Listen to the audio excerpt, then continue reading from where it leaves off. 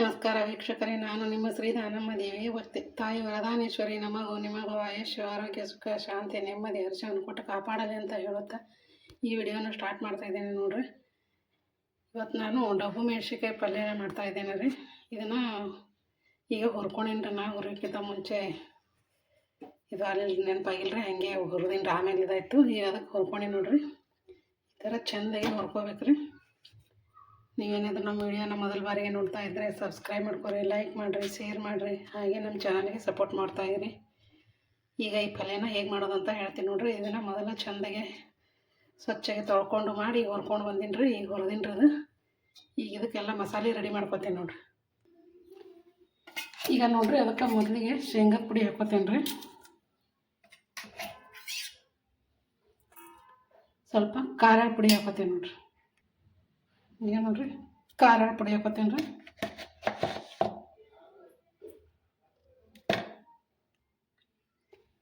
ಈಗ ಟಮಾಟೆ ಹಾಕ್ಕೊತೀನಿ ನೋಡಿರಿ. ಒಂದು ಸ್ವಲ್ಪ ಕರಿಬೇವು ಹಾಕ್ಕೊತೀನಿ ರೀ. ಹಾಗೆ ಇದು ಶುಂಠಿ ಬೆಳ್ಳುಳ್ಳಿ ಪೇಸ್ಟು.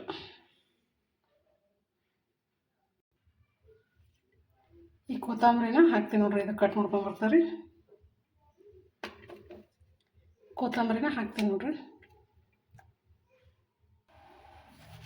ಈಗ ಉಪ್ಪು ಹಾಕ್ತೀನಿ ನೋಡಿರಿ. ಸ್ವಲ್ಪನೇ ಬೆಲ್ಲ ಹಾಕೋತಾರೆ. ಇದಕ್ಕೆ ನೆನೆಸಿಟ್ಟು ಹುಣಸೆಕಾಯಿ ರಸ ಹಾಕೋತೀನಿ ನೋಡಿರಿ. ಇದು ಕಿವುಚಿ ರಸ ಹಾಕೋತೀನಿ ರೀ. ಈಗ ಇದನ್ನೆಲ್ಲ ಮೊದಲು ಚೆಂದಾಗಿ ಮಿಕ್ಸ್ ಮಾಡ್ಕೊತೀನಿ ನೋಡಿರಿ.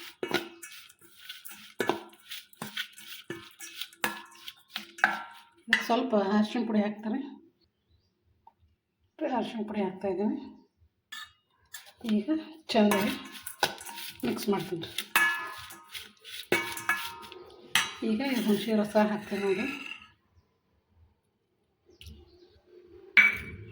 ಈಗ ಚೆಂದಾಗಿ ಮಿಕ್ಸ್ ಮಾಡ್ತೀನಿ. ಈಗ ಇದಕ್ಕೆ ಇನ್ನೊಂದು ಸ್ವಲ್ಪ ನೀರು ಹಾಕ್ಕೊಂಡು ಚೆಂದಾಗಿ ಪೇಸ್ಟ್ ಮಾಡ್ಕೊಂಬರ್ತೀನಿ ನೋಡಿರಿ. ಈ ಥರ ಚೆಂದಾಗಿ ಕಲಿಸಿ ಪೇಸ್ಟ್ ಆದರೆ ಮಾಡ್ಬೇಕು ಇದನ್ನು.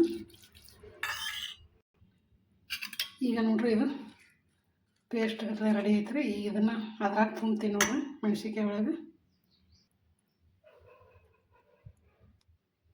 ಈಗ ನೋಡಿರಿ, ಈ ಮೆಣಸಿನ್ಕಾಯಿನ ಈ ಥರ 4 ಭಾಗನಾಗಿ ಕಟ್ ಮಾಡ್ಕೊಂಡು ನೋಡಿರಿ. ಈ ಥರ ಕಟ್ ಮಾಡ್ಕೋಬೇಕ್ರಿ. ಈಗ ಇದನ್ನು ತುಂಬ್ತೀನಿ ನೋಡಿರಿ ಇದ್ರಾಗ.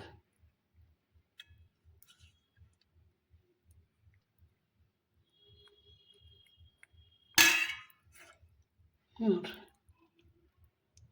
ಈ ಥರನೆಲ್ಲ ತುಂಬಿ ಒಗ್ಗರಣೆ ಹಾಕ್ತೀನಿ ನೋಡಿರಿ. ಈಗೆಲ್ಲ ಇದೇ ಥರ ತುಂಬ್ಕೋತೀನಿ ನೋಡಿರಿ. ಈಗ ಇದನ್ನು ತುಂಬ್ಕೋತೀನಿ ನೋಡಿರಿ.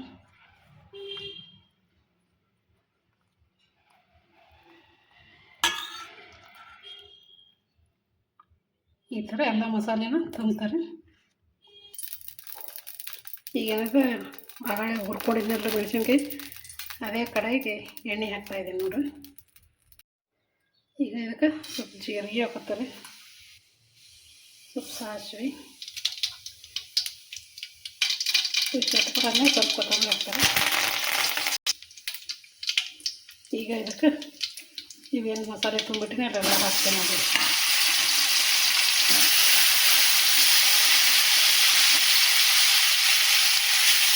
ಇದೇ ಥರ ಎಲ್ಲನೂ ಹಾಕ್ಕೊತೀನಿ.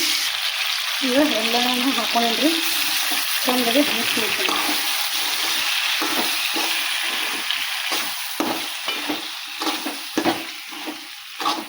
ಈ ಥರ ಚೆಂದಾಗಿ ಮಿಕ್ಸ್ ಮಾಡಿ ಒಂದು ಸ್ವಲ್ಪ ಅದನ್ನು ಈಗೆಲ್ಲ ಏನು ಮಿಕ್ಸ್ ಮಾಡಿದ್ನಲ್ರಿ, ಆ ಬುಟ್ಟಿನ ಸ್ವಲ್ಪ ತೊಳೆದು ನೀರು ಹಾಕ್ತೀನಿ ನೋಡ್ರಿ. ಅಂದ್ರೆ ಅದನ್ನ ಎಲ್ಲ ಇದ್ರ ಪೇಸ್ಟ್ ಎಲ್ಲ ಹತ್ತಿದ್ರೆ ಅದಕ್ಕೆ ಅದನ್ನು ಸ್ವಲ್ಪ ಹಾಕೋತೀನಿ ನೋಡಿ.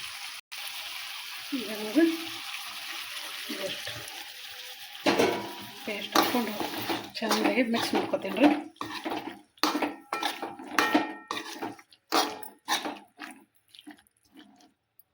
ಈಗ ಸ್ವಲ್ಪ ಹೊತ್ತು ಮುಚ್ಚಿಡ್ತೀನಿ ನೋಡಿರಿ. ಈಗ ಇದೊಂದು ಪ್ಲೇಟನ್ನು ಮುಚ್ಚಿಡ್ತಾಯಿದ್ದೀನಿ ರೀ. ಒಂದು 5-10 ನಿಮಿಷ ಚೆಂದಾಗಿ ಕುದಿಲ್ರಿ, ಆಮೇಲೆ ತೋರಿಸ್ತಾರೆ ನೋಡಿರಿ. ಈಗ ಇದು ಕುದ್ದೇರಿ ನೋಡಿರಿ ಮಸ್ತಾಗಿದೆ ಪಲ್ಯ. ನೋಡಿರಿ ಬಡಗಾಯಿ ಡಬ್ಬು ಮೆಣಸಿನ್ಕಾಯಿ ಪಲ್ಯ ಸೂಪರ್ ಆಗೈತೆ ನೋಡಿರಿ. ಈಗ ಇದನ್ನು ಒಂದು ಸರ್ವಿಂಗ್ ಬೌಲಿಗೆ ಹಾಕೋತೀನಿ ನೋಡಿರಿ. ಇದೊಂದು ಸ್ವಲ್ಪ ಮೇಲೆ ಕೊತ್ತಂಬರಿ ಹಾಕ್ತೀನಿ ನೋಡಿರಿ. ಈಗ ಇದನ್ನು ಚೆಂದಾಗಿ ಮಿಕ್ಸ್ ಮಾಡ್ಕೊತೀನಿ ನೋಡಿರಿ.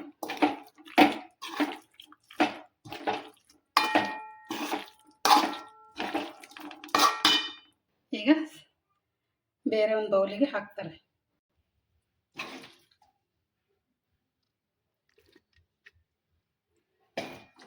ಇದೇ ಥರನ ಎಲ್ಲನೂ ಹಾಕ್ತೇನೆ ನೋಡ್ರಿ. ಈಗ ನೋಡ್ರಿ ಈ ಬೌಲಿಗೆ ಹಾಕೊಂಡಿನ್ರಿ. ಸೂಪರಾಗಿ ಬಂದದ್ದು ನೋಡ್ರಿ ಅಡುಗೆ ಡಬ್ಬು ಮೆಣಸಿನ್ಕಾಯಿ ಪಲ್ಯ.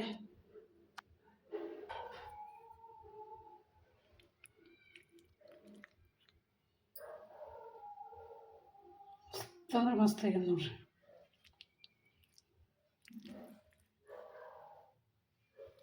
ಭಾರಿ ಇದೆ ಅಡುಗೆ ಪಲ್ಯ.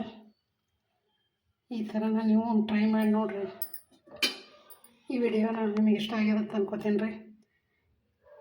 ಲೈಕ್ ಮಾಡಿರಿ, ಶೇರ್ ಮಾಡಿರಿ, ಹೊಸಬರು ನೋಡೋರು ಎಲ್ಲರೂ ಸಬ್ಸ್ಕ್ರೈಬ್ ಮಾಡ್ಕೊರಿ. ಈ ಅಡುಗೆ ಡಬ್ಬು ಮೆಣಸಿನ್ಕಾಯಿ ಬಗ್ಗೆ ನಿಮ್ಗೆ ಏನು ಅನ್ನಿಸ್ತು ಅಂತ ಕಮೆಂಟಲ್ಲಿ ತಿಳಿಸ್ರಿ.